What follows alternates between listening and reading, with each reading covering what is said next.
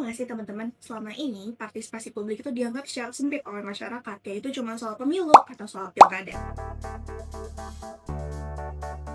Padahal dalam pemerintahan modern saat ini, partisipasi publik itu sangat dibutuhkan ya teman-teman semuanya, mulai dari perencanaan, evaluasi, hingga pelaksanaan kebijakan tersebut. Sayangnya, masih banyak masyarakat yang merasa bahwa partisipasi publiknya itu tidak berdampak nyata. Makanya, sekarang kita membahas nih bagaimana partisipasi publik, bentuknya, dan mekanisme.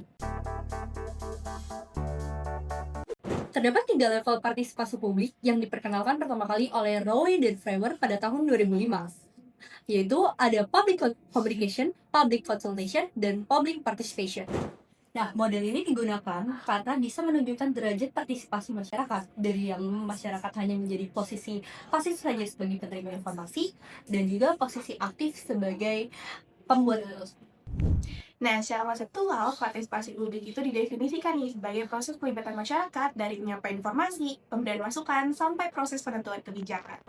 Kalau tadi kita udah ngomongin pengertian partisipasi publik, sekarang kita bakal bahas tentang level partisipasi publik.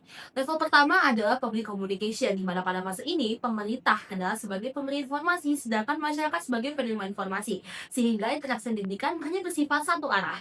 Meskipun sederhana, namun pada fase inilah dimulai fondasi transparansi partisipasi publik di pemerintahan. Contohnya, infografis APBD dan APBN yang diinformasikan oleh kementerian lewat laman informasi resmi. Kemudian yang kedua, adanya peningkatan tarif layanan baik itu dari KRL, MRT maupun LRT, dan juga adanya satu data Menfan yang dapatkan akses di satu data kemenfan.go.id. Di level kedua ada public consultation. Di sini pemerintah mulai membuka ruang berdialog dengan masyarakat. Pemerintah meminta pendapat, masukan, dan kritik dari masyarakat. Namun perlu diingat bahwa kewenangan pengambilan keputusan masih berada pada tangan pemerintah. Contohnya seperti Undang-Undang IKN, di mana pemerintah tetap membuka ruang berdiskusi kepada masyarakat dan LSM dan akademisi, tetapi pengesahan daripada UU IKN ini tetap berada di tangan pemerintah. Nah, di level tertinggi ada public participation, di mana di tahap ini masyarakat tuh nggak cuma sekadar memberi masukan, tapi juga dilibatkan di dalam proses pengambilan keputusan. Nah, contoh sendiri itu diadakannya musrenbang dari tingkat desa sampai tingkat nasional. Nah, kalau di Jakarta sendiri itu ada aplikasi Jaki, di mana salah satu fiturnya adalah usulan warga, di mana pemerintah akan memasukkan masukan-masukan dari masyarakat ke dalam susunan perencanaan kota. Nah, setelah contoh yang sudah aku dan teman-teman sebutkan tadi, muncul nih pertanyaan, apakah pemerintah sudah benar-benar menyediakan ruang bagi kita untuk bisa masuk ke dalam public participation? Coba aku mau dengar pendapat teman-teman. Nah, kalau kita dari tadi udah ngomongin soal partisipasi publik hingga level-level partisipasi publik, namun di Indonesia kenyataannya partisipasi publik hanya berhenti pada tahap prosedural. Fenomena ini sangat erat kaitannya dengan bureopatologi.